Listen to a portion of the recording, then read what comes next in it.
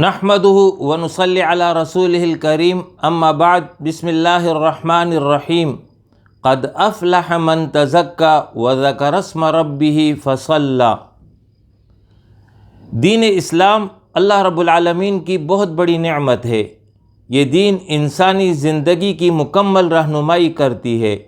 سلف صالحین نے اس کو اختیار کیا، اس کے مطابق عمل کیا تو دنیا میں بھی کامیاب ہوئے اور انشاءاللہ تعالی آخرت میں بھی کامیاب ہوں گے۔ اسلام امن، عزت، روزی کا ضامن ہے۔ یہ سراسر خیر اور برکت ہے، سلامتی کا ذریعہ ہے، یہی صراط مستقیم ہے۔ اسلام کے نظام عبادات میں ایک رمضان المبارک، یہ وہ مہینہ تھا جس کا ہم نے استقبال کیا۔ پورا مہینہ خیر و برکت سایہ فگن رہا۔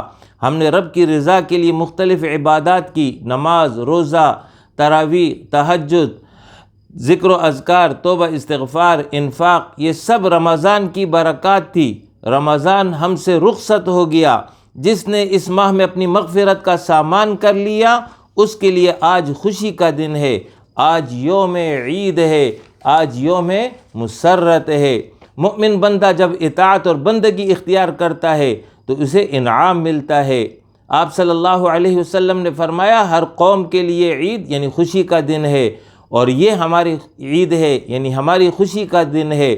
روزہ دار کے لیے دو خوشیاں ہیں، ایک اس وقت جب افطار کرتا ہے، دوسرا اس وقت جب روز محشر اپنے رب سے ملاقات کرے گا اور اس پر اجر سے نوازا جائے گا۔ آج پورے مہینے کا افطار ہے۔ جنتیوں کو کہا جائے گا، کلوا واشربوا ہنیئا بما اسلفتم فی الایام الخالیہ، مزے سے کھاؤ پیو ان کاموں کے بدلے جو تم نے گزشتہ دنوں میں آگے بھیجے تھے۔ دوسری جگہ ارشاد فرمایا، کلوا واشربوا ہنیئا بما کنتم تعملون، مزے سے کھاؤ پیو، یہ ان اعمال کا بدلہ ہے جو تم کرتے رہے۔ لہٰذا یہی وجہ ہے کہ عید کے دن روزہ رکھنا حرام ہے، یہ کھانے پینے کا دن ہے۔ قد افلح من تزکا، جس نے تزکیہ نفس کر لیا، عبادت کے ذریعے، تقرب الہی کے ذریعے، اطاعت اور بندگی کو ظاہر کر کے، اس کے لیے کامیابی ہے۔ اس کے لیے یہ آج اس کامیابی پر عید اور خوشی کا دن ہے۔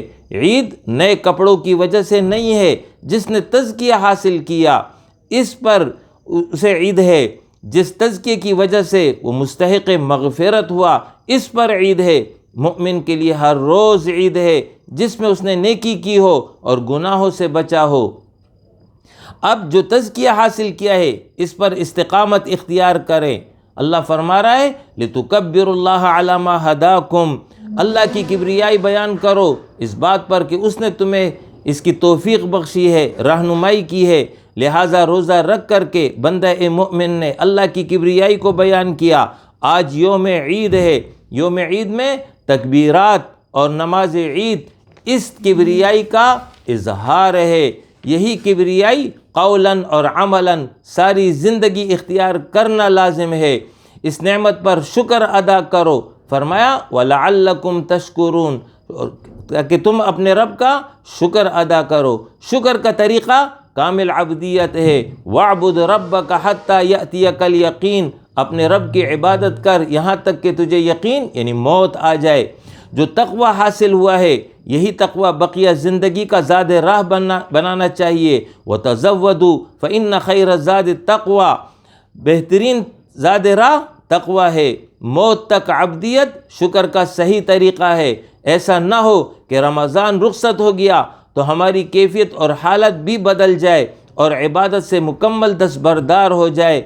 قرآن مجید میں اللہ رب العالمین نے فرمایا، تمہاری حالت اس عورت کی سی نہ ہو جائے جس نے آپ ہی محنت سے سود کاتا اور پھر آپ ہی اسے ٹکڑے ٹکڑے کر ڈالا۔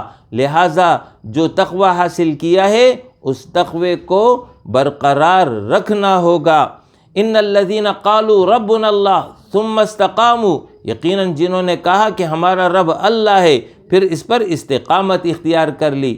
لہٰذا ہمیں استقامت اختیار کرنی ہوگی۔ آج تجدید عہد کا دن ہے۔ اپنی زندگی کو بہتر بنانے کا عزم کرے، فرائض کی پابندی کریں گے، اسی طریقے سے حقوق کی ادائیگی کا اہتمام کریں گے، گناہوں سے اجتناب کریں گے۔ یہ عہد کرنے کا دن ہے۔ اس موقع پر صدقہ فطر واجب کیا گیا۔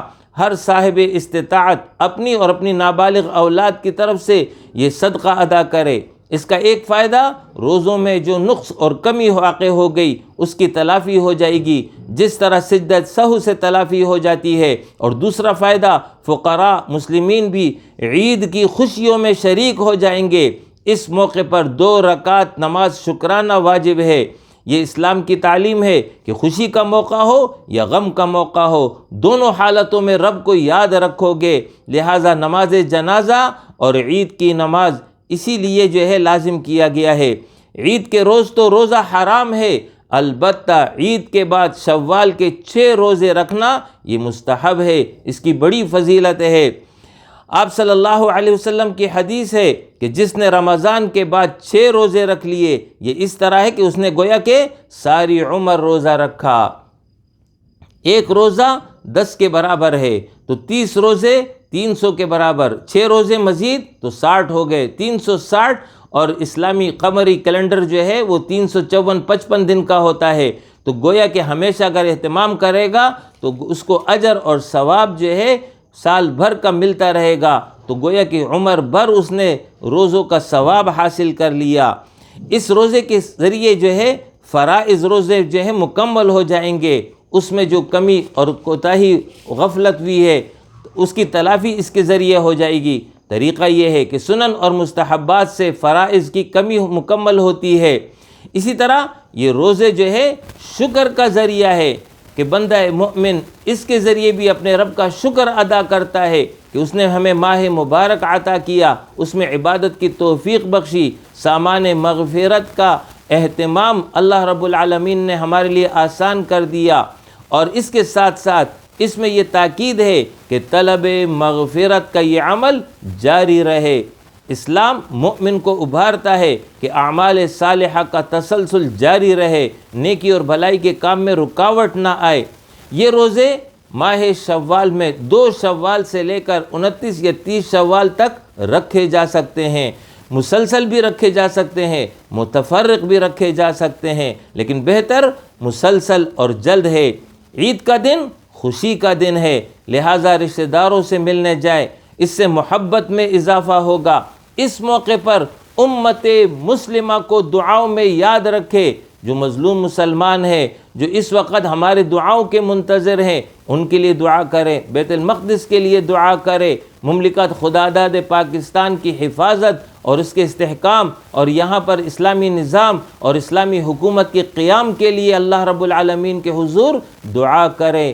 یہ وہ عید کے اعمال ہیں، یہ ہم نے کر لیا، انشاءاللہ تعالی رب کی رضا حاصل ہوگی، جنت حاصل ہوگی۔ وآخر دعوانا الحمدللہ رب العالمین۔